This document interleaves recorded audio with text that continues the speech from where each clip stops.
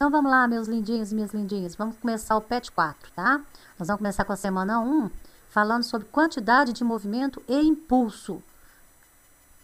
Bom, tudo, gente, tem a ver com força, com movimento, com velocidade, com aceleração, tá? Isso aqui que a gente vai ver agora, essas grandezas físicas, que é a quantidade de movimento, que é com a letra Q maiúsculo, e impulso, que é com a letra I maiúsculo, ela foi tirada da segunda lei de Newton, que força é igual a massa vezes aceleração, e junto também com tudo que a gente viu sobre cinemática, velocidade, aceleração e tempo, tá? Ó, a quantidade de movimento, Q maiúsculo, de um corpo, também conhecida como momento linear, é uma grandeza vetorial. Precisa então de quê? De direção, sentido e módulo. E está relacionada à inércia do movimento, quer dizer, se está em repouso, ou se está em movimento circular, ou se está em movimento retilíneo, uniforme, vai analisar isso. De modo que, ao compararmos o momento linear de dois corpos, por exemplo, dois veículos em movimento, tem maior momento linear, maior quantidade de movimento, o veículo de maior massa, considerando que estejam com a mesma velocidade.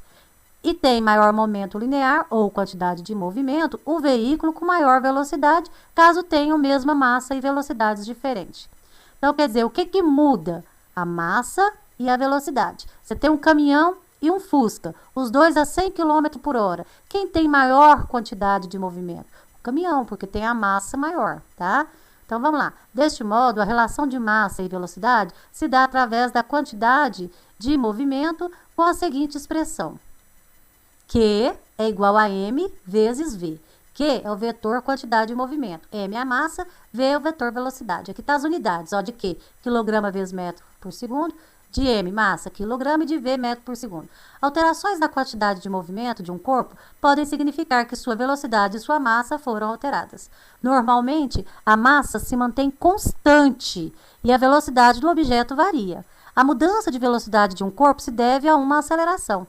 De acordo com a segunda lei de Newton, o que produz a aceleração de um corpo é a força. Quanto maior a força que atua em um corpo, maior é a variação da sua velocidade, resultando em uma maior variação da quantidade de movimento desse corpo.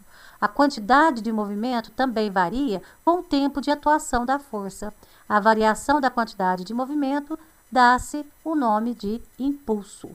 Vamos lá ver o que é impulso, então. Impulso é a força vezes a variação do tempo. O impulso, o I, é o vetor impulso, o F é a força, o delta T é o tempo de aplicação da força. Bom, o teorema do impulso saiu de onde? Da segunda lei de Newton. Ó. Força não é massa vezes aceleração? A aceleração não é variação da velocidade dividido pela variação do tempo?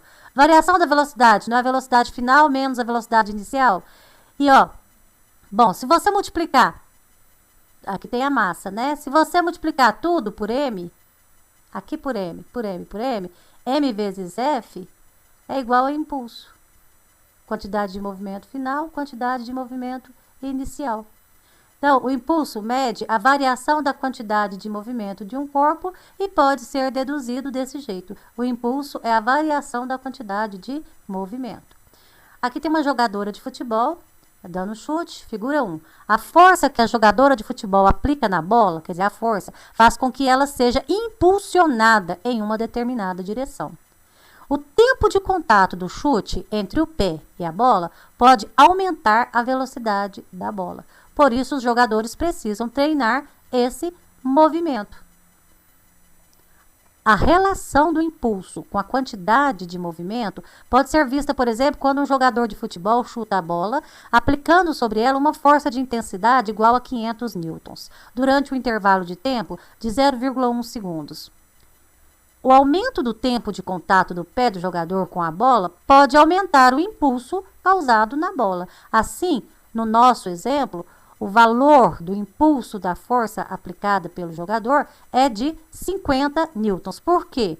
Porque o impulso é a força vezes o tempo. Você pega esse 500, multiplica por 0,1, você tem 50.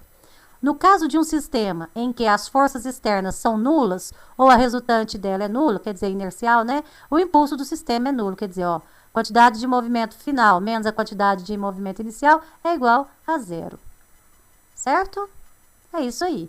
A matéria é essa, tá? A gente vai ver sempre a respeito de colisões, né? Por exemplo, lutador de boxe, chute. essas situações de colisões, né? De murro, de batida, o chute é o mais legal, né? Vocês vão fazer essas atividades, ó, atividade 1, atividade 2, atividade 3 e atividade 4, tá bom? Para a próxima aula. Vamos embora lá? Até a próxima aula com a correção.